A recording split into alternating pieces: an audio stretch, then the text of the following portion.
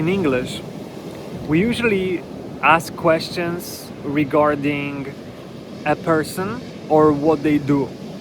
That's why we have the operator do and does. When we want to ask someone or many people, do you do it? Or do you play football? Or do you go to the beach? Or do you go for a walk in the evening? Or do you like certain things? Or do you want me to do something for you, right? Can be also plural. Do we want to go to the cinema tonight? Or do they want to come with us?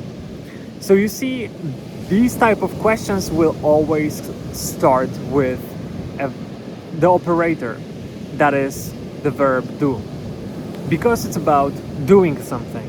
It's about asking about action. What kind of action do you plan to take in the near future? Whereas on the other hand, we have the different operator, right? We have questions that start with a different form of be, the verb to be.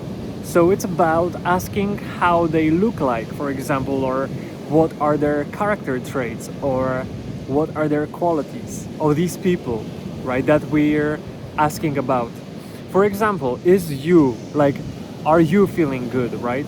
Are you consider yourself, right, wise? Are you willing to come with me, or are you staying here? Is she with you? Is she your girlfriend? Is she beautiful? Is she smart? Right? So those type of questions are always about the character traits, or how the people look, how the people feel. Are you feeling okay? Are you okay? How are you? Right? How are you? And also, if we add questions like how, what, where, why, when, who, then we have this type of structure that it's really easy to remember. All we need to know is the sentence structure. We need to know that every sentence will be built the same way. So every sentence will start with a subject, czyli podmiot. So a subject can be either a person can be a subject, right? I can start a question or a sentence with you. If I want to refer to that person, I say you are with me, or you are far away, or you are I don't know, or you do something, right? Or you owe me money, for example, or you trade every day, right? You do something every day. So my subject is the person, you, or I, or they, or whatever.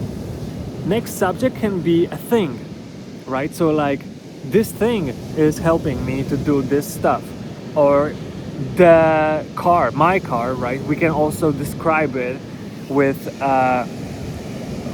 like who this thing belongs to. So it's either mine, or yours, or hers, or his, or their, right? So we can describe it with with ownership. We can attach ownership to that thing, and then describe it further that way.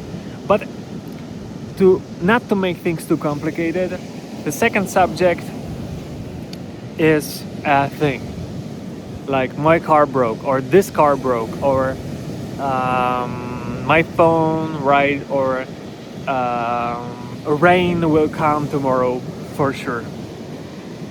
And the third subject is the situation. So for example, sitting, right? Sitting, or reading, or doing. So remember,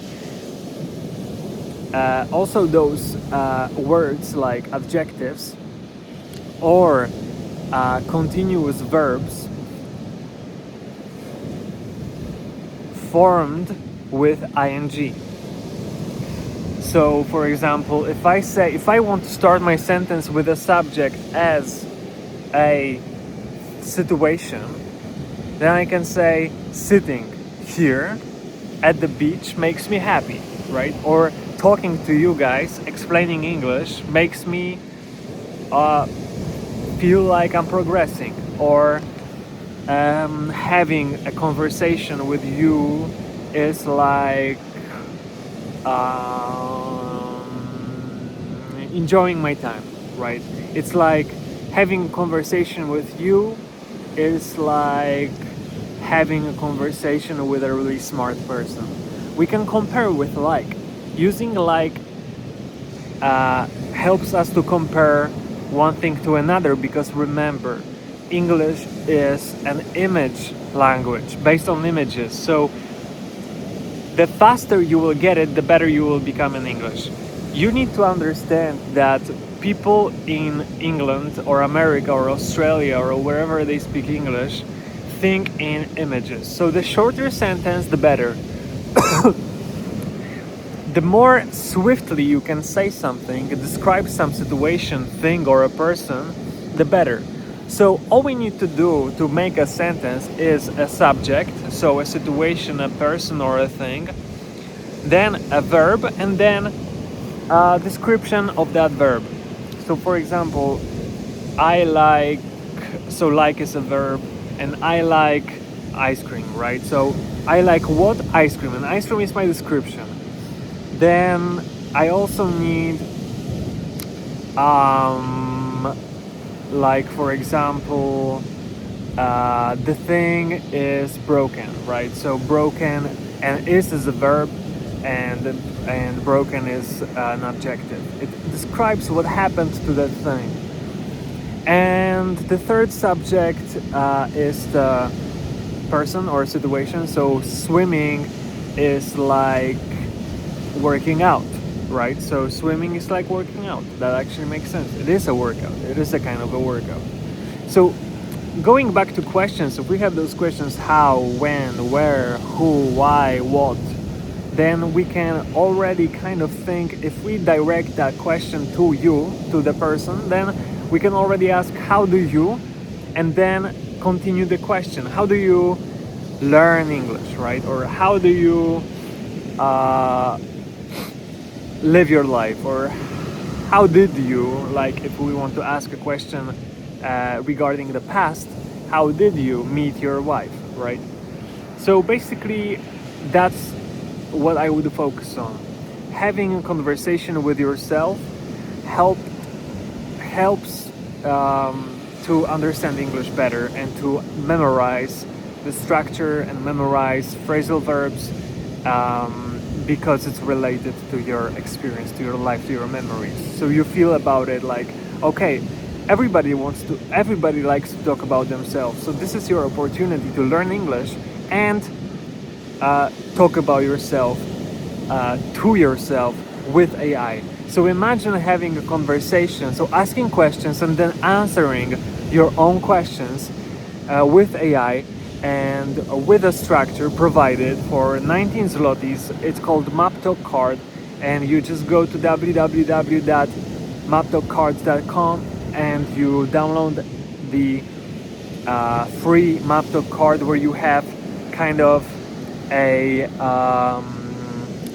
description, like it's a translation to the basic structures of English language, translation to Polish.